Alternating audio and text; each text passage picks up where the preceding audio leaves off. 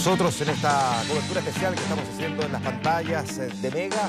Bienvenidos. Una mirada también para tratar de entender el país que a partir de ahora deberíamos empezar a redefinir, delinear o construir. Vamos a conversar con nuestros invitados esta noche. Este no es un panel ni que sea exactamente binominal. Aquí hemos simplemente elegido distintas figuras que nos parece que pueden ser interesantes en la conversación. Senador de Renovación Nacional, Andrés Alamán, muchas gracias por estar aquí. Buenas noches. Bienvenido. Buenas noches. Gracias. Juan Chaín, presidente de la Democracia Cristiana, muchas gracias por estar aquí. Bienvenido. Gracias a ti, Juan Manuel. Buenas noches. La presidenta de la CUT, Bárbara Figueroa, ¿cómo le va? Bienvenida. Buenas noches. Buenas noches. Senador y fundador de Evópoli, Felipe Castro, muchas gracias por estar aquí. Bienvenido. Gracias por la invitación. Buenas noches. Vamos a ir comentando y mientras vamos hablando también, compartiendo imágenes con ustedes de lo que ha sido la jornada del día de hoy. Obviamente que el cambio de gabinete va a estar arriba de la mesa, ¿no? Pero déjenme hacerle esta pregunta que a esta altura parecía casi una pregunta polite, ¿no? Pero yo creo que es necesaria como para empezar a conversar. Después de la última semana, de los últimos 10 u 11 días, ¿en qué pie está hoy Chile? Voy a comenzar contigo. ¿En qué pie está hoy día Chile después de estos 11 días de, no voy a decir transformaciones, sino que de evidencia de un reclamo por transformaciones? Bueno, yo creo que primero Chile no está normal. Yo creo que esa es la primera constatación que cualquiera de nosotros podría hacer. Y creo que en ese sentido, el debate respecto de las demandas de fondo que han movilizado a millones de chilenos y chilenas sigue siendo la gran deuda pendiente de toda la institucionalidad política en el debate que estamos enfrentando y con ya 11 días de manifestaciones diversas. Hemos visto el mundo de la cultura, hemos visto el fin de semana también a los jóvenes en bicicleta, es decir, de todas las expresiones sociales. Claramente, hasta ahora, los que están más al debe es la institucionalidad y es una agenda que claramente no se está haciendo cargo del desafío. ¿Cómo mira el de Chile que cambió en estos últimos 11 días, senador Alamán, usted? A ver, yo pienso que el país está convulsionado, creo que está muy impactado, pero creo que tiene también una enorme necesidad de empezar a caminar en la ruta de las soluciones. Creo que la violencia que se ha producido hoy día en la tarde es algo verdaderamente inexplicable, porque de alguna manera, quizás no con la velocidad que corresponde, el sistema político está empezando a reaccionar. No hay estado de emergencia, hay una agenda de temas urgentes arriba de la mesa y hoy día se produjo un cambio de gabinete que era absolutamente necesario para empezar a avanzar en el camino de las soluciones. Yo creo que hay un Chile convulsionado y un Chile expectante que espera que el sistema político empiece a dar respuestas concretas aquí y ahora. Pero hasta ahora no esperanzado, senador. Yo creo que hoy día Chile está triste y estamos todos muy golpeados por lo que ha ocurrido. Creo que el mundo político claramente se vio completamente sobrepasado, la institucionalidad se vio completamente sobrepasado. A mí me alegra haber visto un presidente que pide perdón, no solamente a nombre de él, pide perdón a nombre del mundo político. Me alegra ver que hoy día hay un cambio de gabinete, que también es un gesto. Es verdad que no es la solución a todos los problemas, pero creo que hay un gesto reflexivo. Pero creo que hoy día, y después del cambio de gabinete, lo que pasó en la tarde, creo que también marca un punto de inflexión y que nos tiene que a todos hacernos preguntar que mucho más allá del presidente Piñera, mucho más allá incluso de los que están hoy día como nuevos ministros, ¿qué es lo que hacemos cada uno de nosotros para poder aportar a la solución? Cuando veo que algunos omiten su condena a la violencia, porque hemos visto cosas muy bonitas también, marchas pacíficas, hemos visto una movilización increíblemente fuerte que nos tiene que interpelar a todos. Pero ver hoy día en la tarde muchas personas que guardan silencio o que incluso no colaboran, no se hacen parte de la solución. Y esto nos toca a todos, desde la oposición, el gobierno, el mundo social, dirigentes, periodismo, todos. Tenemos que preguntarnos hoy día, en un momento donde nuestra democracia está en crisis, ¿qué hago yo también para ser parte de la solución y no simplemente ser parte del problema? Es un tema del que voy a preguntarles más adelante porque me ha sorprendido muchísimo que en general todos están mirando mucho al del frente y en términos no solamente institucionales, sino que en términos incluso personales, personas de a pie que más bien están esperando que el de al lado cambie, pero no se pregunta cuánto debería cambiar uno a pesar de que haya hecho incluso las cosas bien, pero a lo mejor las podría haber hecho mejor. Juan Chaín, ese Chile que cambió en estos últimos 11 días, ¿qué ha reflejado para usted en qué? Bueno, a mí me parece que el gran cambio tiene que ver también con nuevos paradigmas éticos, valóricos. Yo creo que efectivamente tenemos un Chile que despierta con mayor conciencia de la desigualdad, de la injusticia, que no solo se indigna, sino que también es capaz de empatizar con el otro. Yo creo que empieza a quedar atrás un Chile marcado por el individualismo, por el egoísmo, por el consumismo. Y creo que eso, de alguna manera, es un cambio también cultural muy profundo. Por lo tanto, un Chile que exige cambios en lo económico, en lo social, en lo político. Esta también es crisis de las instituciones, pero también en lo valórico.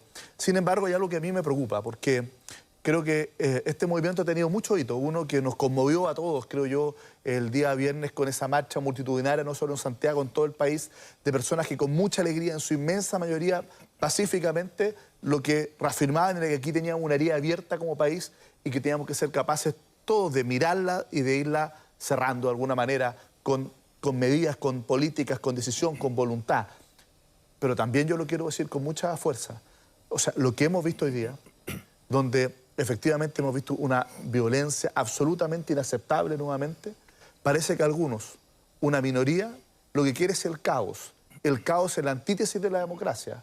El caos y la destrucción golpea fundamentalmente a los más pobres, a los que tienen que esperar mucho más en un paradero para poder movilizarse, a quienes le destruyen el supermercado que tenían cerca del barrio. Y por eso que yo creo que no solo desde el punto de vista ético, sino que también desde el punto de vista absolutamente práctico, tenemos que rechazar con mucha fuerza la violencia como un método de reivindicación política. Solamente para que no quede al debe, porque también hay quienes interpretan que por omisión simplemente no lo apoya, pero los tres mencionaron efectivamente el tema de la violencia como parte de la realidad los últimos 11 días, y en el caso de Bárbara Figueroa no me la menciona como parte también de la expresión que hemos visto en esta jornada. Lo que pasa es que yo creo que primero este conflicto se entendió que era un problema de orden público y se sacaron los militares a la calle.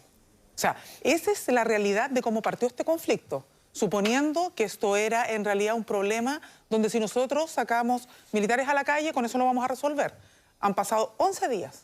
Hoy día se hace un anuncio de cambio de gabinete y el cambio de gabinete no es para cambiar la agenda.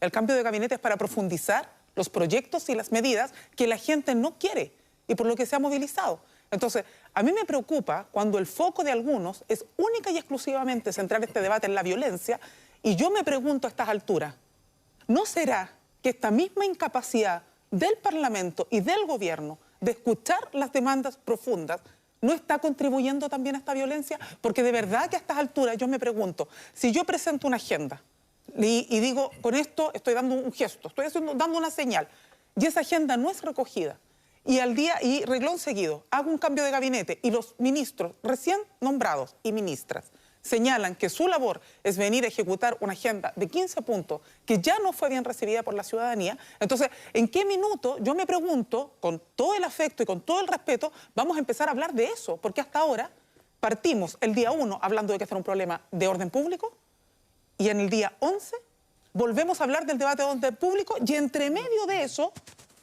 lo que uno ha visto poco es que veamos si realmente, por ejemplo, hay disposición a hablar sobre no mantener el proyecto de pensiones que hoy día se está tramitando, que profundiza la AFP y que no asegura pensiones. O sea, a eso me refiero. Entonces, eso no tiene que ver, y por eso soy bien enfática, eso no tiene que ver con que no se haya condenado la violencia. Nosotros como CUT y Unidad Social, que ha convocado a movilizaciones, hemos hecho manifestaciones pacíficas. Y de hecho lo hicimos en el marco del estado de excepción. Y hablamos con el Ejército de Chile. Entonces, a nosotros no nos digan, no, es que ustedes avalan la violencia, porque nosotros no la avalamos. Siempre hemos convocado manifestaciones pacíficas, pero vamos a tener que tener cuidado, y eso es lo que yo digo, donde ahí tenemos que hacer el fino, que condenando la violencia y los hechos vandálicos, no pongamos todo el foco ahí, porque si no, no estamos haciéndonos cargo. Pero yo creo... Senador.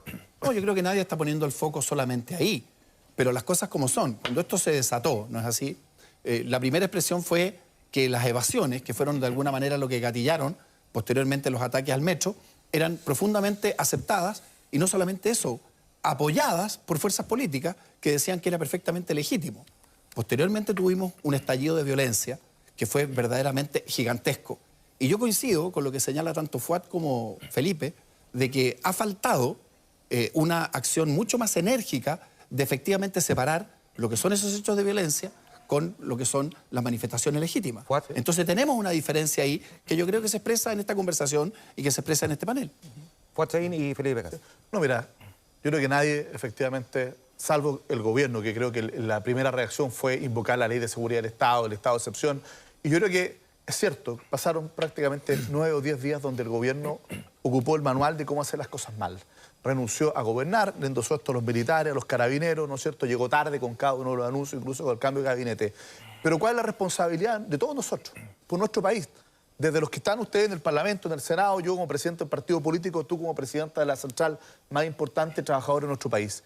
Es ver cómo nosotros no solo escuchamos, que creo que este mensaje ha sido contundente, no solo rectificamos, sino que efectivamente nos hacemos cargo, porque esto no se va a resolver simplemente con manifestaciones ni simplemente con el tema del orden público. Esto se va a resolver en la medida en que seamos capaces de transformar estas demandas en soluciones. Y de ese punto de vista a mí me parece que lo que uno espera del nuevo gabinete, que no solo tenga nuevos nombres, tenga un giro total y absoluto, es decir, bueno, el programa de gobierno original hoy día está absolutamente fuera de contexto y hay que hacer una gran agenda de transformación social para poder responder a las demandas de los ciudadanos. Pero tenemos que hacerlo también construyendo conversación, acuerdo, no solo entre nosotros, con ustedes, con los trabajadores, con el mundo privado, con la sociedad civil, pero tenemos que hacerlo con sentido de urgencia. ¿Por qué?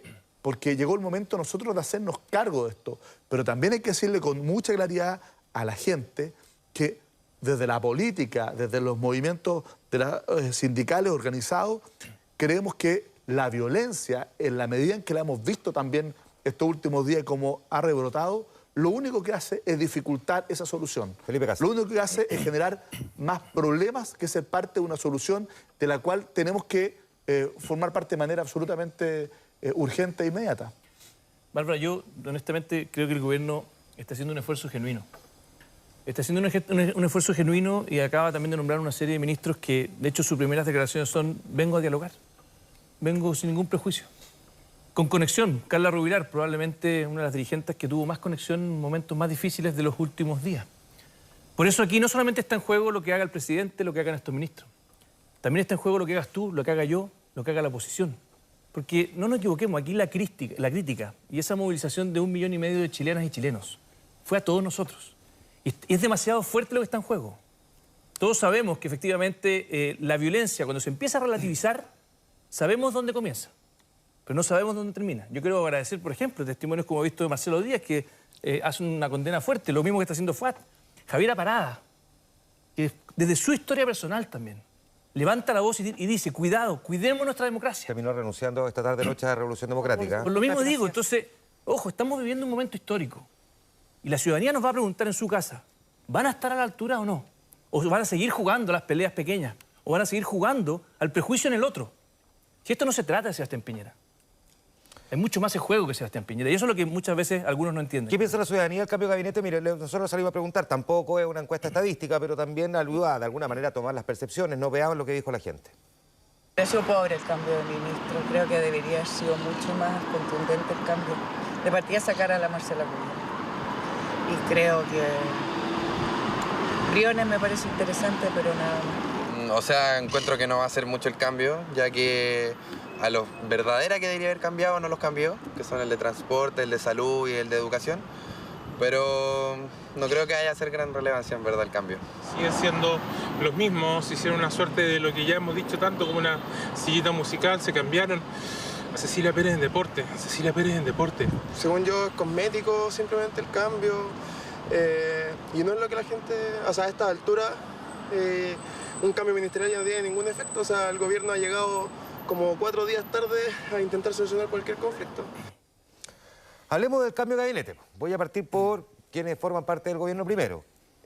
Hay quienes dicen que fue insuficiente y que en algunos casos derechamente fueron enroque y algunos han tanto burdo. Déjeme preguntarle, senador, ¿cuál es su opinión? Yo creo que fue un cambio de gabinete necesario y creo que además la lógica y la composición que tiene ese gabinete es una composición correcta.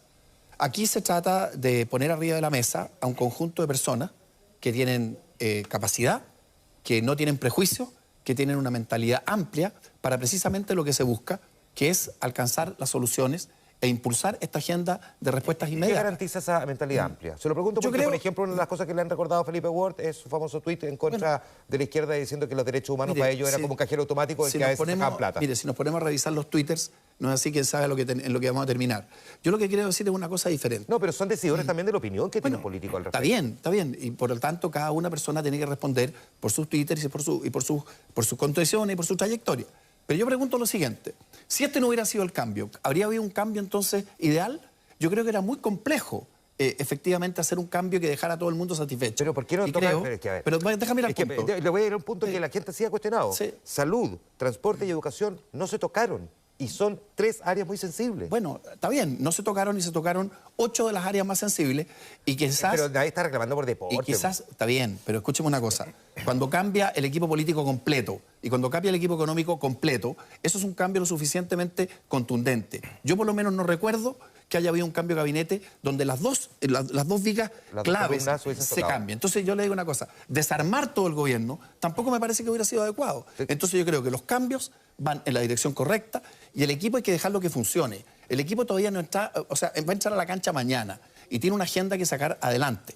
Pero creo que simplemente darle ni siquiera la posibilidad que el equipo se despliegue es simplemente, francamente, es tener una actitud muy negativa respecto al esfuerzo que se ha hecho. Bárbara Figueroa, hay un punto. Si efectivamente no habíamos visto que un gobierno cambiara, aparte importante del equipo político y aparte importante del equipo económico. Y todavía no sabemos exactamente con qué discursos se van a desplegar y dónde van a poner énfasis en la agenda a discutir. Porque ellos no han dicho, vamos a mantener exactamente tal cual la agenda que se está discutiendo. Eso no lo hemos escuchado ni del presidente ni de esos ministros. Mira, yo creo que en esto hay que ser... Yo creo que todos tenemos que contribuir. Yo creo que nadie discute eso. Yo les quiero recordar que nosotros hicimos una propuesta como Central Unitaria de Trabajadores de una política salarial para Chile. Y el gobierno lo que hizo en el Parlamento fue negar la mayoría de la oposición y vetar ese proyecto de ley a imponer su mirada de cómo tenía que discutirse salario mínimo. Por lo tanto, si uno quiere, y ayer en otro panel en el que estuve, se decía, no miremos la foto del minuto. Pero si uno no quiere quedarse con la foto y hacemos el recorrido completo, lo cierto es que si nosotros decimos esperemos hasta que se desplieguen los equipos, es decirle a la gente, usted tiene que seguir esperando, pese a que su salario no le alcanza para vivir, pese a que su salario no le alcanza para poder llegar a fin de mes, pese a que su salario lo mantiene en la pobreza, usted espere hasta que nos pongamos de acuerdo. Y yo tengo la impresión de que lo que la ciudadanía está diciendo, y en esto no me quiero arrogar ni atribuir la representación, porque a nosotros, ninguno de nosotros, nos corresponde arrogarnos la representación del 1.200.000 y 3 millones probablemente de ciudadanos que salieron a las calles el día viernes, pero perdónenme, estas demandas, el mundo social y estos temas, el mundo social lo ha venido planteando hace rato. Ninguno de nosotros es ingenuo que estas materias nunca se hayan dicho. Y hoy día, en ese sentido, yo creo que el cambio de gabinete no es suficiente, porque el problema no es solo que tú tengas, y esto no es un juicio a las personas. ¿Quién es uno para cuestionar el hecho de que hoy día, por ejemplo, puede estar de vocera de gobierno Carla Rubilar? O sea, esto no es un juicio a las personas. La pregunta es, ¿esta es una señal de cambio de agenda? ¿De que de verdad vamos a entrar a discutir los temas que la propia ciudadanía ha planteado o no? Perdón. ¿Qué hubiese pasado si el gobierno, en lugar de cambiar gabinete, hubiese anunciado un cambio de agenda? ¿Habría servido o habríamos dicho no porque los ministros... Yo creo que la pregunta que nosotros tendríamos que hacernos... Cambian las dos cosas. Es que yo creo que la pregunta que uno tendría que hacerse es si realmente existe voluntad de escuchar, ¿es posible seguir presionando por mantener el programa que el gobierno tiene? Porque en el fondo ese es el debate. Eso se puede hacer con unas u otras personas. Pero la pregunta es, ¿estamos disponibles para eso? ¿Existe esa generosidad? Porque yo hasta ahora esa generosidad por parte del gobierno no la he visto. Y en esto solo un detalle. Cuando nosotros decimos, tenemos que esperar que se desplieguen equipos, y a propósito del tema de la violencia, que efectivamente no queremos más violencia, hay 20 muertos en Chile desde este estallido social. 20 niños que han sido objeto de violación a los derechos humanos en los datos estadísticos del Instituto Nacional de Derechos Humanos. Más de 3.000 detenciones, más de 100 compatriotas chilenos, pero también hermanos migrantes, que han perdido o han tenido heridas oculares. Entonces, perdónenme, todos entendemos el sentido de urgencia, pero el sentido de urgencia no requiere solo cambio de ministros, requiere cambio de agenda. Y esa agenda no es una agenda nueva, es una agenda que ya se conoce. Sea diálogo, Yo los temas de los derechos humanos, hoy día me reuní a primera hora con el director del INDH, creo que es un tema que no podemos obviar, le hemos dado, ¿no es cierto?, no solo todo nuestro respaldo, sino que muchos han criticado el INDH, menos mal que tenemos el INDH, ¿no es cierto?, que está actuando y que de alguna manera tiene que seguir haciéndolo, porque eso es algo que no podemos tolerar ni aceptar, que se violen los derechos humanos. Yo quiero decir que respecto al gabinete, solo dos cosas respecto a los nombres. Creo que se perdió una oportunidad, efectivamente, quizás tener un elenco que obedezca más que a la partitocracia, digamos, a los partidos políticos, a la diversidad social, cultural de nuestro país. Creo que efectivamente se perdió esa oportunidad. Yo creo que ese cambio de lógica no está. Sin embargo, comparto algo con Bárbara. Yo creo que la gran prueba de fuego de este gabinete es si es que es capaz de asumir una nueva agenda. Una agenda por el cambio social. De asumir humildemente que el programa de gobierno del presidente Piñera no tiene sentido y que hay que construir un nuevo programa para responderle a la gente. Y que nos convoque para poder sacarlo adelante. Y creo que también el Congreso y nosotros tenemos otra prueba de fuego. Tenemos 2 semanas que son claves, donde podemos sacar un paquete de medidas que vayan a aliviar efectivamente el bolsillo, aliviar la vida de la familia en materia de transporte, en materia de energía eléctrica, en materia de ingresos, en materia de pensiones. Y simultáneamente yo creo que es el momento en que el gobierno diga, mire, ¿sabe que renuncio a la reintegración? Veamos cómo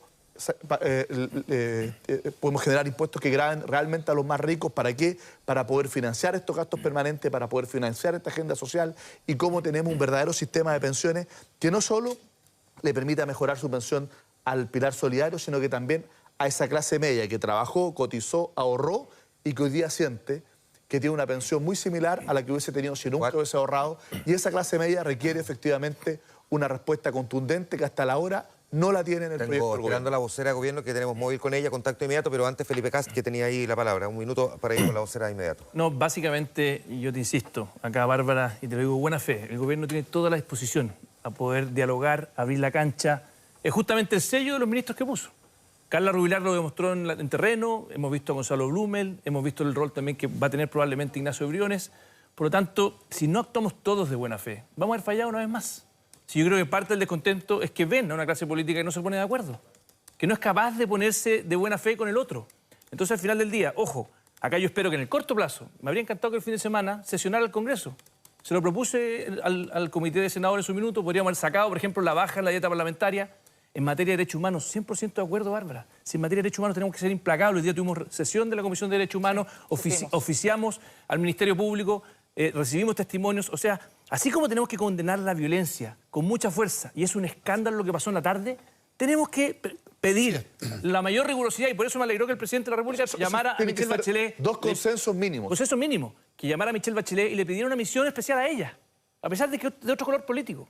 La diferencia entre una democracia y una dictadura es que efectivamente en una dictadura las violaciones de los derechos humanos se esconden. En democracia se persiguen y penalmente. No puede haber impunidad.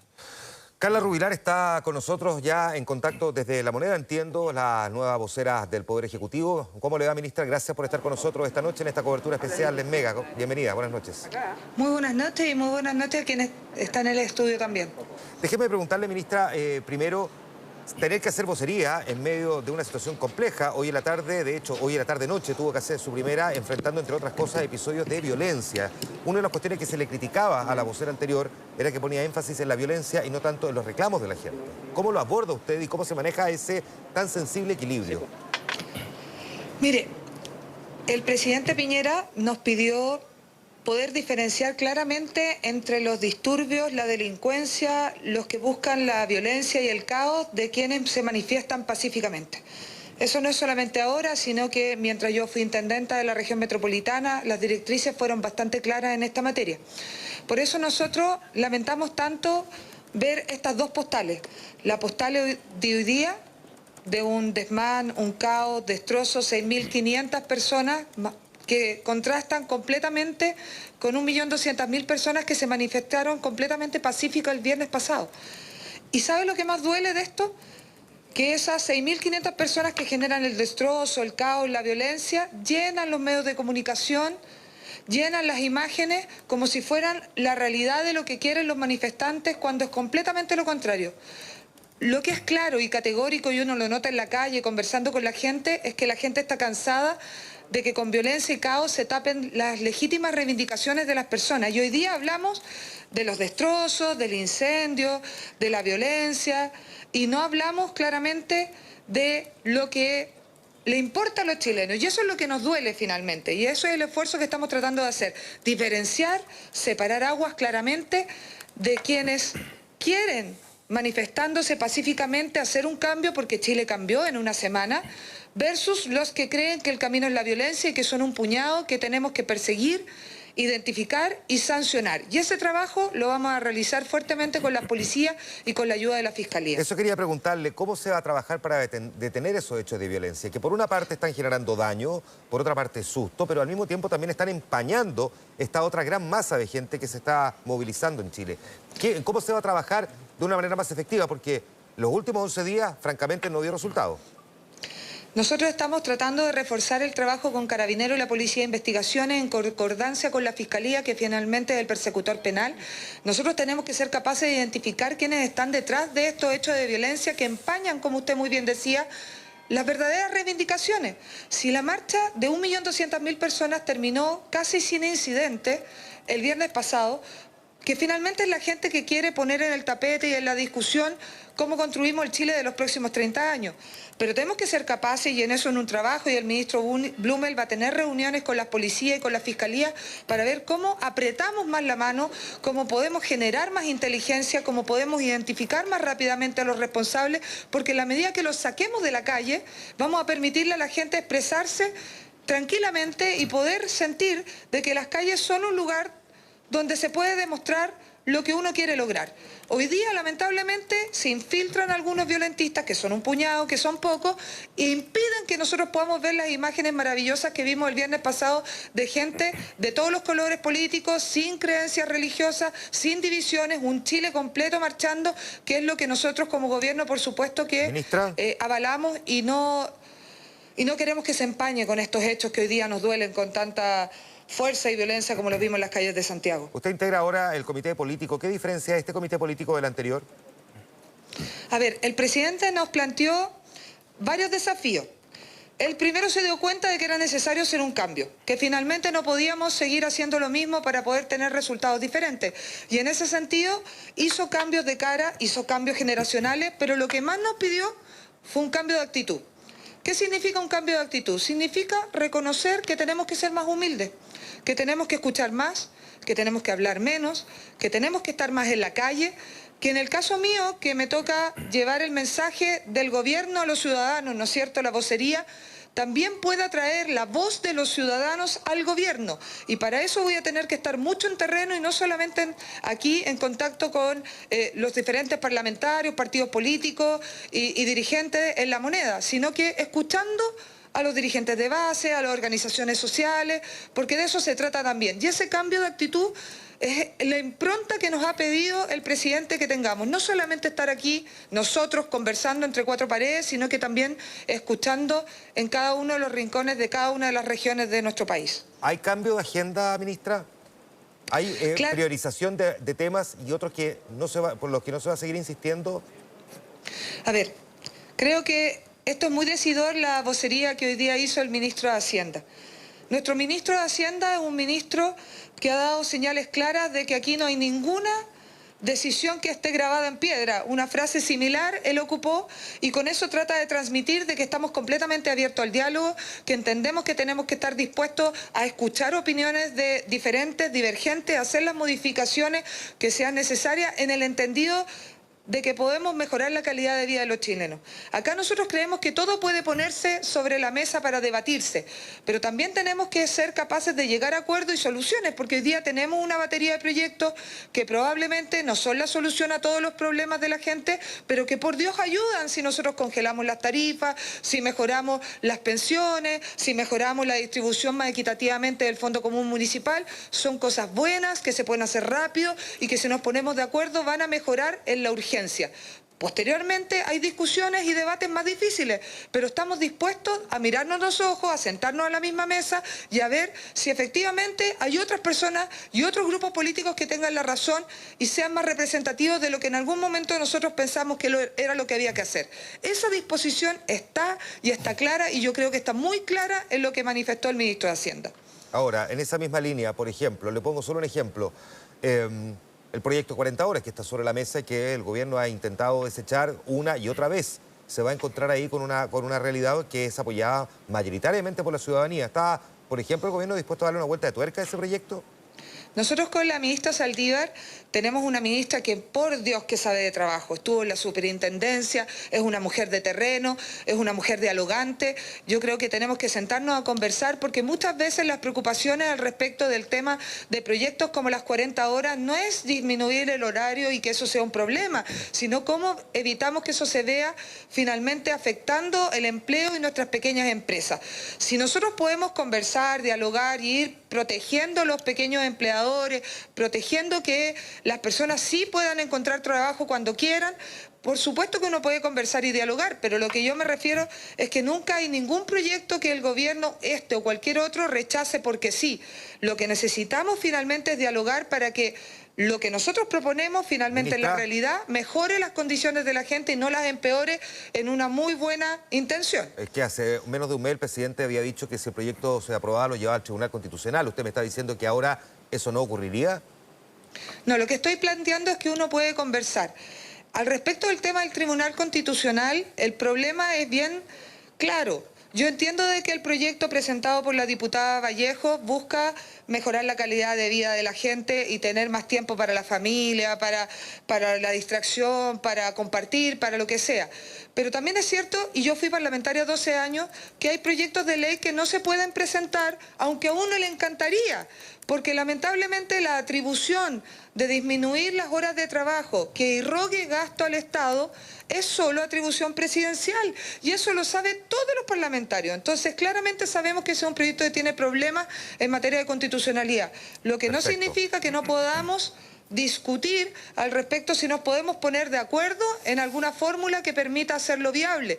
Tal vez lo podemos lograr, tal vez no, pero sentémonos a conversar y a dialogar, porque de eso se trata, de que nos podamos poner de acuerdo finalmente en una agenda que impacte la calidad de vida de la gente. Eso es, perfecto, de eso ministra. se trata, y eso es lo que nos pidió el presidente. Muchas gracias, ministra, que esté muy bien. Buenas noches. Muchas gracias, que esté muy bien. Senador Andrea Lamán, que luego que se mueve, que quiere hablar. A ver, varias cosas. Yo hallo que lo hizo extraordinariamente bien y de alguna manera... ¿Usted dice en esta entrevista? No, porque confirma de alguna manera lo que estábamos diciendo. A mí, yo quiero rescatar lo siguiente. Separó impecablemente bien lo que son las manifestaciones de lo que es la violencia. Dijo una cosa que hacía tiempo que no se decía, que la misión de la vocería no solamente va a ser hablar, sino que escuchar y traer al gobierno lo que son precisamente las expresiones de la ciudadanía. En tercer lugar, aterrizó y dijo algo que es importante. Nosotros tenemos arriba de la mesa una agenda donde si logramos acuerdos rápidos, eso puede significar beneficios inmediatos para las personas. Juan decía hace un rato, tenemos el tema tributario, tenemos el tema previsional, tenemos el tema de un ingreso mínimo garantizado, tenemos el tema de los medicamentos. Tarifa eléctrica. Tarifas eléctricas, y no solamente tarifas eléctricas, tarifas que tengan que ver con todos los servicios básicos. Los municipios. Ahora, municipio, fondo común municipal. ¿Cómo probablemente eso, Manuel, eso es, bien, es muy relevante. me gustaría ¿cómo va a ser razonable? Sí, mira, termino al tiro. ¿Cómo va a ser razonable que en la Municipalidad de Las Condes el gasto por vecino sea 1 millón de pesos y en Puente Alto sea 110 mil? 1.400.000 pesos. O 1.400.000 pesos. Una cifra absolutamente descuadrada. Entonces, yo creo que aquí se empieza a plantear en el horizonte el camino que tenemos que recurrir y avanzar. Un primer paso. Un primer paso. Pero, sí, no, yo estoy de acuerdo. Solo decir que el tema de la desigualdad, no solo entre quienes ganan más y quienes ganan menos, que es muy importante, desigualdad entre hombres y mujeres, desigualdad, ¿no es cierto?, entre Santiago y las regiones. Tú eres senador de la Araucanía, yo soy de allá, conocemos muy bien la realidad de nuestra región, donde hay más de 100.000 personas que no tienen agua potable, ¿no es cierto? Mucha gente en el campo nadie tiene prácticamente alcantarillado, o sea, una situación muy, muy precaria. Yo creo que el gran desafío que tenemos hoy día es cómo cambiamos también nuestros estándares para medir el desarrollo. Y tenemos que decir que el desarrollo se va a medir si somos capaces de garantizarle a cada niño o niña chilena las mismas oportunidades, independientemente del lugar geográfico o la condición social donde le toca conocer. Creo que ese es el gran desafío que tenemos hoy día. Yo valoro la disposición al diálogo y sobre todo valoro el que existe una disposición a tratar de sacarse un poquito esta atadura ideológica. Creo yo que vuestros gobiernos, como también los nuestros, tuvieron un problema, que muchas veces desde Teatino 120 había una verdadera dictadura, dogmatismo tecnocrático, donde, y bueno, tú, Bárbara, permanentemente, no, esto no se puede. ¿Cuántas veces nos dijeron, oye, fijar precio de medicamentos o de las tarifas de los servicios básicos? No, esto no se puede. No se puede por ningún motivo. Bueno, hoy día resulta que sí se puede. Y eso también es gracias a las movilizaciones que tenemos hoy día. Muchas cosas que en algún momento nos decían, mire, es imposible, hoy día parece que hay apertura para poder conversarlo. El tema del Fondo Común Municipal, inaceptable lo que tenemos, pero no basta con eso. Tenemos que terminar con esta tremenda injusticia de que las grandes empresas no pagan sus patentes comerciales en las comunas donde están instaladas, sino que donde está su casa matriz. O sea, hagamos una modificación más integral, porque si solo repartimos la misma plata que tiene, va a ser repartir pobreza nomás entre los municipios. Pareciera, sin embargo, que hay quienes interpretan que esto es un muy buen primer paso. Sin embargo, como estoy entendiendo en el caso de Bárbara, falta mucho más por dar y bastante más profundo. Al mismo tiempo, ¿cómo se explica entonces que la ciudadanía, varios días después de los anuncios del presidente, cambio de gabinete incluido, siga estando en las calles? Yo quiero volver a diferenciar lo que acaba de decir la vocera, ya no intendenta. Cuesta, sí, pero se va a acostumbrar, no se preocupe. Que diferencia muy bien. Yo creo que hoy día vimos en las calles a muchas personas que creen en la violencia. Y vimos el viernes a 1,5 millones, porque no era 1.200.000, 1.200.000 probablemente en Santiago, 1 millón, 1,5 millones en todo Chile, que salieron justamente a soñar el Chile en los próximos 30 años. Y por eso yo creo que hoy día tenemos que hacernos preguntas más difíciles. Y ahí es donde esa humildad que plantea la vocera me parece central, que también la vimos en el ministro Blumel, y que, ojo, y un poco lo que decía Fuad de la importancia de cómo nos medimos el desarrollo. Ignacio Briones, el actual ministro de Hacienda, trabajó hace muy poco, y venía trabajando hace tiempo, los indicadores de felicidad humana. O sea, nosotros tenemos que medir el desarrollo no solamente por el desarrollo del ingreso per cápita, sino cómo somos capaces de ser un país más feliz. Claro. Y ahí entra el tema de salud mental, ahí entra el tema de la desigualdad territorial, donde efectivamente tenemos municipios que tienen ingresos de países europeos y otros municipios que tienen ingresos de países africanos. ¿Qué es lo que dice una persona de Cholchol, de Carahue, de nuestra región, cuando mira la televisión y de repente ve que hay buses eléctricos gratis, hay drones, hay museos de cera? Dice, este no es mi país. Y es ahí esa lucha que tenemos que hacer, porque no puede ser que lo público aumente la desigualdad en Chile. Allá hay desigualdad en el mundo privado, pero de ahí a que lo público aumente la desigualdad en una justicia territorial básica. Nosotros siempre hemos luchado por la igualdad en los niños, que ha sido el lema de Bópoli desde el inicio, los niños primero en la fila. Pero hoy día queremos también ir más lejos y que tengamos justicia territorial. Los barrios, que los narcos no se tomen barrios, que efectivamente pongamos más Estado. No puede ser que el Estado abandone poblaciones de nuestra región metropolitana y de la Araucanía. Bárbara, uno empieza a escuchar, no sé si con la suficiente velocidad o profundidad que ustedes quisieran, pero empieza a escuchar de alguna manera cosas que en general ciertos sectores antes no estaban planteando y que hoy día se han puesto arriba de la mesa. ¿Hay ahí al menos un reconocimiento de que pareciera haber una luz de querer discutir o avanzar en otros temas? O sea, yo creo que eso demuestra que la movilización sí tiene sentido.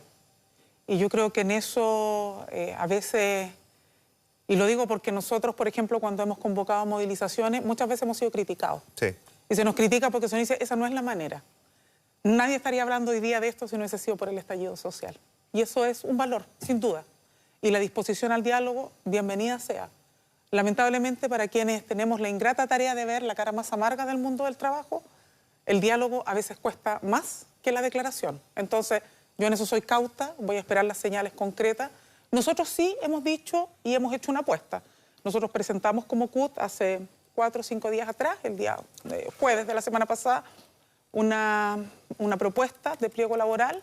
Hoy día eso lo hemos reforzado con un bloque sindical dentro de Unidad Social, que es el conglomerado con el que estamos trabajando hoy día, que yo creo que es una gran señal para Chile. O sea, cuando Chile hoy día ve a un parlamento dividido, a una oposición que no logra ponerse de acuerdo, a un gobierno que tiene desacierto, yo le puedo decir con tranquilidad a los chilenos y chilenas que las organizaciones sociales y sindicales, pese a todas nuestras diferencias y que van a seguir existiendo, no es que hoy día pensemos todos igual, hemos hecho un tremendo esfuerzo de generosidad de reunirnos, poner pisos mínimos, ponernos de acuerdo en las acciones y ponernos de acuerdo en una plataforma precisamente para contribuir en este espacio. Temas que están planteados ahí, 10 puntos. Uno de los más estructurales, el gran paraguas, es el debate sobre la nueva Constitución, porque nosotros entendemos que este debate no se va a resolver solo con los proyectos de ley, requiere una nueva Constitución. Nosotros hemos hecho una apuesta, que es la Asamblea Constituyente. Entendemos que hay distintas visiones, pero creemos que ese es un punto central. Y en materia, sí. Y en materia económica hemos dicho el debate de salario mínimo, debate de política salarial. Y aquí hay empresas que ya han dicho que a partir del 1 de enero van a pagarle 500.000 pesos a sus trabajadores. Y nosotros decimos, entonces, ¿por qué Chile no se atreve a discutir sobre un salario mínimo que permita superar la pobreza? Según los datos de la encuesta que hace en 2017, para que una familia, un trabajador que sostenga a un núcleo de 4 o de 6, según el decil 1 o el decil 2, que por lo tanto son 5 en promedio, ¿con cuánto supera la pobreza? 510.000 pesos líquidos. Voy a recoger esas dos cosas que me tengo que ir a la pausa. Está el debate de pensiones, está el debate sobre negociación ramal. Lo que trato de decir es que tenemos agenda. Si hacemos, sí, eso está claro. Si hacemos el listado completo, no vamos a poder profundizar en ninguna cosa y al final esto es como cuando la responsabilidad de todo no es de nadie. Si nos metemos en todos los temas, al final no vamos a poder profundizar en alguno. Yo planteo nueva Constitución y salario mínimo más alto que el que tenemos hoy día, si es que hay empresarios que están dispuestos a pagarlo. Dejo esas dos preguntas planteadas, tenemos que ir a la pausa comercial, es breve, volvemos de inmediato.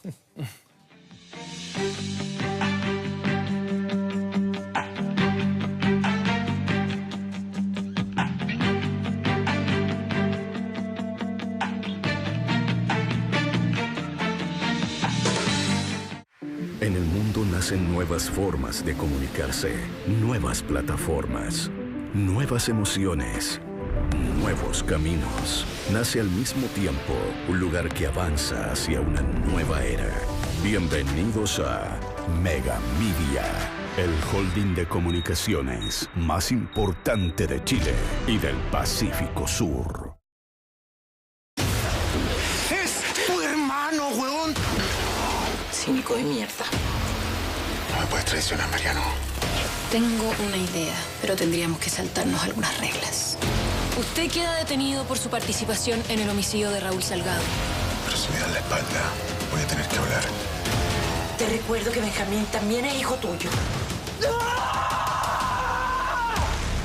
Quiero saber quién fue específicamente el que dio la orden de asesinar a Raúl Salgado.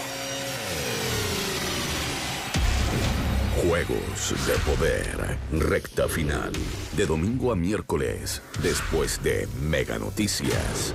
Mega.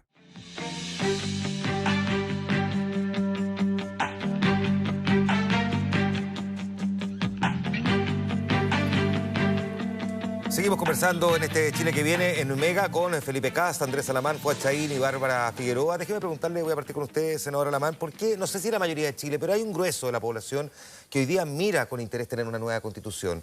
¿Por qué no se puede discutir de verdad? ¿Sabe qué?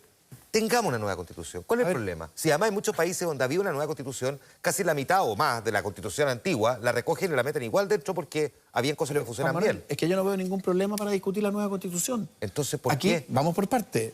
Aquí lo que ocurre es que hay una discusión de procedimiento que muchas veces enreda lo que debe ser el foco. A ver, nos pasamos X tiempo durante el gobierno anterior discutiendo que es asamblea constituyente, que si no asamblea constituyente, finalmente se presentó un proyecto al Parlamento. Ese proyecto, como se presentó al final del mandato del gobierno anterior, finalmente durmió.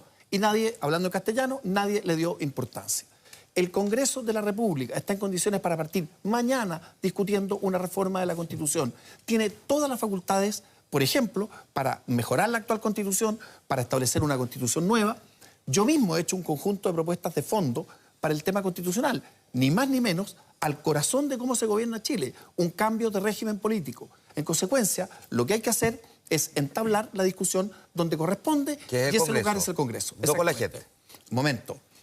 Obviamente que la gente tiene que participar y tiene que participar tanto en el proceso de discusión como en algo que para mí me parece absolutamente fundamental.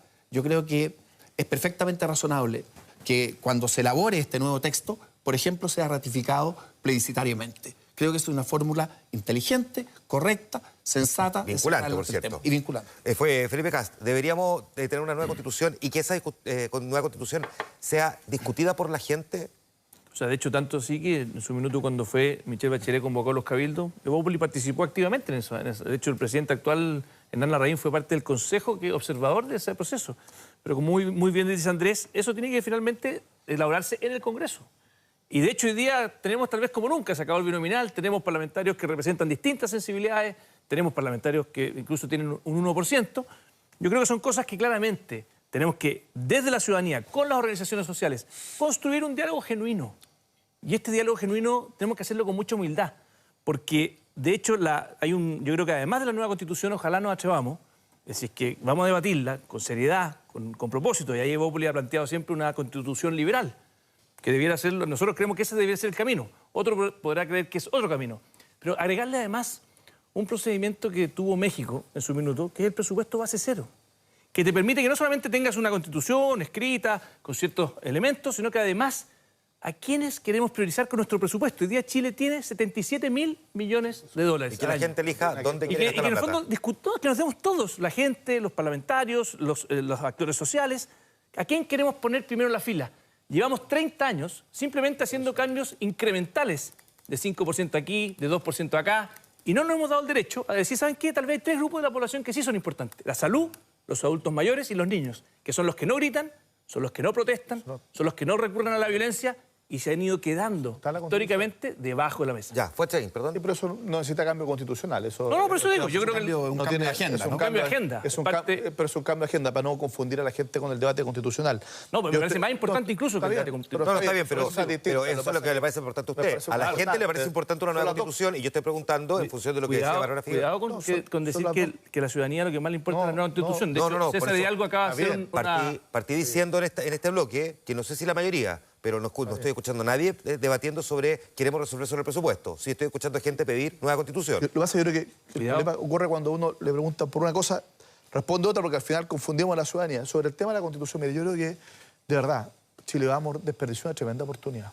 ¿Cuál?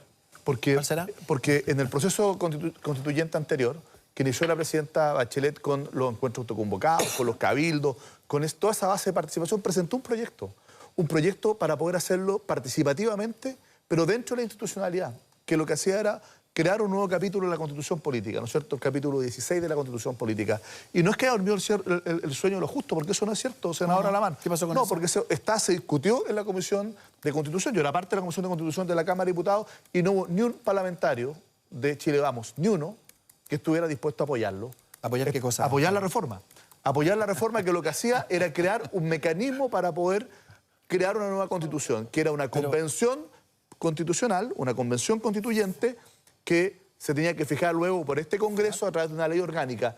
Y en la Cámara de Diputados, en la Comisión de Constitución, se discutió, se avanzó. Y quiero decirlo, no hubo ni un parlamentario de Chile Vamos. El propio gobierno de la presidenta Bachelet, cuando era Jorge Burgos, ministro del Interior, dijo claramente que el mecanismo para cambiar la Constitución era el Congreso. Perdóname. Eso fue exactamente lo que dijo. Andrés, presentó un proyecto. Lo que pasa es que presentó un proyecto que establecía una alternativa. Finalmente resolvió lo otro. No, claro, pero planteaba, hasta donde yo recuerdo, tres alternativas. Y una de ellas era que solo resolvió. No es así. No es así. Lo que presentó el proyecto fue definitivo, que lo discutimos en la comisión, era crear una convención constituyente. Y esa convención constituyente, cuál era el número de miembros y cómo se elegían, lo tenía que aprobar mediante una ley orgánica el próximo Parlamento, es decir, este Parlamento, porque iba a ser elegido sin el sistema binominal. Eso es lo que decía ese proyecto. Establecía un mecanismo participativo, institucional, absolutamente democrático, que efectivamente lo hacía sin ningún atajo de la Constitución, sino que utilizando ese mecanismo, y no hubo ni un parlamentario, ni uno de la Comisión de Constitución, Legislación y Justicia de la Cámara de Chile Vamos que estuviese disponible para poder apoyar ese mecanismo. ¿Cuál es el problema? Pero ese mecanismo no se consideró adecuado, pues, hombre. Ya, déjame preguntar, Bárbara, si la gente no digas parlamentario, que no, un sistema que ya no es el constitucional. Déjame preguntar a la Bárbara. No es así. Si el mecanismo para elegir los parlamentarios ya no es el binominal, se supone que hoy día es diferente, y la gente elige a su parlamentario, ¿por qué no debe ser el parlamentario el que lo ayuda a definir cómo debe ser la Constitución? Yo creo que el problema no es ese. El problema del mecanismo tiene que ver con el grado de legitimidad que queremos darle a la nueva Constitución. Y yo tengo la impresión de que aquí tenemos debates de fondo respecto de contenidos, demandas incumplidas, promesas incumplidas. Aquí se le dijo a Chile que nosotros íbamos a transitar en mayor crecimiento. Chile no está creciendo porque es evidente que no depende de una persona. Aquí están cerrando empresas, hay gente que tiene temor a perder la pega porque está lleno de deuda y no ve una situación mejor. Y en ese contexto, la institucionalidad política no se empalma, para decirlo de manera elegante, con esas necesidades. Por lo tanto, cuando uno dice, y por eso fui bastante clara, el paraguas y el debate de fondo para construir lo que algunos denominan el pacto social tiene que ser una nueva Constitución, no es una cosa en el aire. Si algunos consideramos que el mejor mecanismo es la elección de ciudadanos para que puedan ser parte de ese proceso de discusión, independientemente de las condiciones que tengan, de que si fueron parlamentarios o no, y que por lo tanto todos tengan garantías de una participación directa. ¿Tú crees que ese es el punto final del camino? No, lo que digo es que el debate para algunos de nosotros, que puede ser equivocado también, si yo no estoy diciendo que tengamos la panacea, es que el problema no es solo que la nueva Constitución se construya por un órgano con rigor, sino que haya un alto nivel de participación, porque si hay algo que ha distanciado, y lo saben muy bien ustedes, porque en cada proceso electoral está votando menos gente, lo que pareciera ser que le pasa a la ciudadanía es que, y digo pareciera porque quizás tendríamos que hacer un estudio, es que hay desafección, porque participo Era un proceso electoral, pero las cosas no cambian. Entonces, si no le doy ciertos mecanismos de participación directo, pareciera ser que no se puede contar con una legitimidad. Ahora, eso es respecto del debate de la nueva Constitución. Ahora, en términos de agenda, es evidente que si todo lo ponemos como el punto cúlmine de resolución en el debate de la nueva Constitución, hay demandas urgentes que efectivamente no podríamos estar abordando y por eso nosotros hemos dicho en el pliego, el debate de la nueva Constitución es el paraguas, es lo fundamental. Tenemos que discutir pero no es lo más urgente. Pero para que eso tenga soporte, para que sea parte de un proceso de recuperación de confianza, también requiere señales contundentes. Y entre esas, yo digo inmediatamente, aquí no se trata solo de modificar los proyectos de ley. Aquí el proyecto de pensiones y el proyecto tributario se tienen que retirar. Senador. Primero decir que si tenemos una Constitución y no tiene financiamiento, y por eso tú me dices, no, la gente no está hablando de presupuesto, pero cuando hablamos de pensiones, cuando hablamos de salud, cuando hablamos de poder, por ejemplo, darle una seguridad de que una madre que tiene un hijo con autismo o con TEA no va a tener que pagar ella 25.000 pesos por cada terapia 2 veces a la semana y por lo tanto no puede llegar a fin de mes. Eso sí tiene mucho que ver con el presupuesto. O sea, tú tienes razón, la gente no está diciendo que quiero un nuevo presupuesto, pero lo que sí está diciendo es quiero pensiones, quiero salud, quiero efectivamente poder llegar a fin de mes de buena manera. Entonces, es como la Constitución... Ese es tu paraguas, en el fondo. Claro, la Constitución es un paraguas legal. Pero si un derecho social no tiene financiamiento, simplemente es letra muerta. Y por eso es tan importante el proceso de poder discutir en serio, abiertamente, con humildad, darnos el derecho a reescribir las prioridades. Te insisto, estos 3 grupos de la población, las personas con enfermedades graves, los adultos mayores y los niños, históricamente en los últimos 30 años, ¿por qué no marchan? ¿Por qué no gritan? ¿Por qué no votan muchos? Simplemente se quedan al final de la fila. Entonces, o sea, hay muchos adultos mayores que salen a marchar por pensiones. Ojo que no tienen... Perdona, Felipe. Quiero recordar que Ricardo Soto se murió marchando por los enfermos. Exacto. Por lo mismo te digo. Se enfermó han tenido que quedarse al final de la fila y eso es lo que tenemos que revertir. Y esa es la oportunidad que tenemos hoy día. Por eso no tengamos susto a discutir con una página en blanco las prioridades, porque aquí cualquier populista que diga, oiga, ¿sabe qué? Yo voy a solucionar todo, sin tener que decir que vamos a tener que decir otras cosas que no. Los recursos no son infinitos. Entonces, tenemos que seguir creando empleo, mejorar los sueldos y esa elección responsable, sin populismo, sin tratar de quedar bien con todo el mundo. Decir, sí, vamos a avanzar acá y vamos a decir que en otros lugares es muy relevante. Yo estoy de acuerdo que hay que colocar las prioridades en plata, las lucas, el presupuesto, donde colocamos las palabras, porque o si no podemos hablar del diagnóstico y no los vamos a resolver nunca si eso no tiene efectivamente el financiamiento. Y en eso estamos de acuerdo. Yo creo que y creo que también es importante tener más recursos, no solo cómo repartimos los recursos que tenemos. Por eso que es tan importante la reforma tributaria y me gustaría que tú, después de forma categórica, dijeras no a la integración y buscamos un mecanismo para que podamos recaudar más de quienes ganan más, porque eso también es justicia tributaria que nos permite responder no solo a estos 3 grupos prioritarios, que es importante, sino que también a un conjunto de otras necesidades de los chilenos en materia de vivienda, en materia de infraestructura, de camino, etc. Pero además, lo que sí yo quiero señalar, ¿por qué es tan importante que tengamos 3 tiempos? 1, las medidas urgentes, que le alivien el bolsillo a los chilenos. 2, el diálogo a través de los cabildos para tener un nuevo pacto económico y social que nos permita abordar no solo los temas estructurales más urgentes, sino que también los temas que vienen. O sea, el impacto que va a tener la inteligencia artificial, la robótica en el empleo, brutal. El cambio climático, eso tiene que estar en este pacto económico y social. Y finalmente, una nueva constitución como punta final del camino. ¿Por qué? Porque esta crisis también es de confianza en las instituciones, es desconfianza en el gobierno, desconfianza en el Parlamento, desconfianza en nosotros los partidos. ¿Por qué? Porque no hemos sido capaces de mejorar la calidad de nuestra democracia, no hemos sido capaces de mejorar la calidad de la política. Y por eso que es tan importante que la piedra angular de nuestra institucionalidad, que es la Constitución política, tenga una base de legitimidad, de participación a toda prueba. Y por eso que a mí me parece que la manera de terminar este proceso, que tiene que partir con la cosa urgente, inmediata, terminar con esto es con una nueva constitución política para tener nuevamente una institucionalidad robusta, confiable para nuestro país y así no tener en riesgo nuestra democracia. Déjame hacer esta pregunta en la parte final, pero ¿cómo se hace de luego exigible que lo que está puesto en la Constitución finalmente se respete? Porque cuando uno lee la actual Constitución que tiene garantizado vivir en un medio ambiente libre de contaminación, la gente Puchuncaví la lee y después de que recupera el conocimiento, porque se atora tosiendo, de verdad que dice, a mí, a mí me están estafando, a mí no me están cuidando mi salud. Es que, a ver, ese punto marca muy bien parte del debate que tenemos. Porque aquí también, eso es muy evidente. Que voy a lo siguiente. Muchas veces hay gente que ha establecido como como quien dice, casi como un asunto demagógico, ¿no? Fíjese, la nueva Constitución va a resolver todo y cada uno de los problemas. No es verdad. No es así. Las constituciones son el marco jurídico, político, que todos los países tienen que tener y que tiene que tener plena legitimidad. Pero los derechos que se establecen en la Constitución tienen que tener, entre otras cosas, financiamiento. Y para que tengamos financiamiento y para que tengamos progreso, tiene que haber, entre otras cosas, crecimiento. Palabra que hoy día ha como que desaparecido completamente del debate. Y la verdad que ese tema que también hay que ponerlo... Con el actual modelo, si no crecemos, tenemos problemas. Manuel, por eso es que a lo mejor hay que mirar también si el problema es el modelo. A ver, en cualquier modelo en que no exista crecimiento, es imposible dejar atrás la pobreza, es imposible dejar atrás la desigualdad. Pero yo creo que esta trilogía que ha ido surgiendo en la conversación es correcta, ¿no es así? Tiene que haber una instancia de diálogo, de conversación mucho más intensa de la que hemos tenido durante los últimos años. Tenemos que ser capaces de abordar cosas que tenemos arriba de la mesa que son absolutamente urgentes. Y tenemos que hacer esa discusión de fondo en paralelo. No se trata de que cada una cosa vaya a ser una secuencia. Tenemos que hacerlas para que avancemos en la misma dirección. ¿Qué es lo que a mí me preocupa? A mí lo que me preocupa, por ejemplo, es lo que expresaba Bárbara, en el sentido de que hay que terminar con la reforma tributaria y con la reforma previsional. ¿Pero qué significa eso? Si la reforma tributaria se necesita, entre otras cosas, para poder aliviar a las pymes, que son una base del progreso.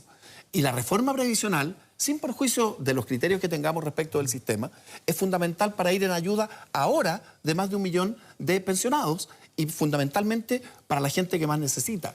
Entonces lo que tenemos que ir haciendo es sacando las tareas y sacando las tareas de forma correcta y en forma secuencial. 10 segundos porque tengo que despedir. Respecto de pensión básica solidaria, el aumento del 20% significa que la pensión básica solidaria va a quedar en aproximadamente 127 mil pesos. Para que un jubilado deje de ser pobre, tendría que recibir una pensión básica solidaria de 176 mil pesos. Correcto. ¿Y qué hacemos entonces? ¿Lo dejamos en 117? Perdón.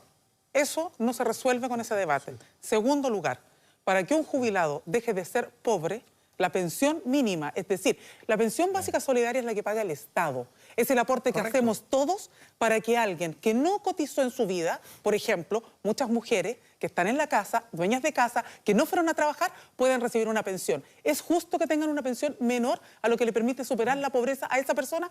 Nuestro criterio es que no. Pero es que lo que es injusto es dejarlo tal cual. Perdón, luego de eso... Si vamos a hablar en serio de pensiones, hablemos de la pensión mínima, es decir, de aquellos que cotizamos durante nuestra vida, con laguna, sin laguna, pero de aquellos que cotizamos. Esa pensión no se está tocando y con el actual sistema no garantiza que se supere la pobreza. Por lo tanto, si queremos hacer un debate en serio, nosotros decimos no se puede hacer este debate porque ¿saben qué?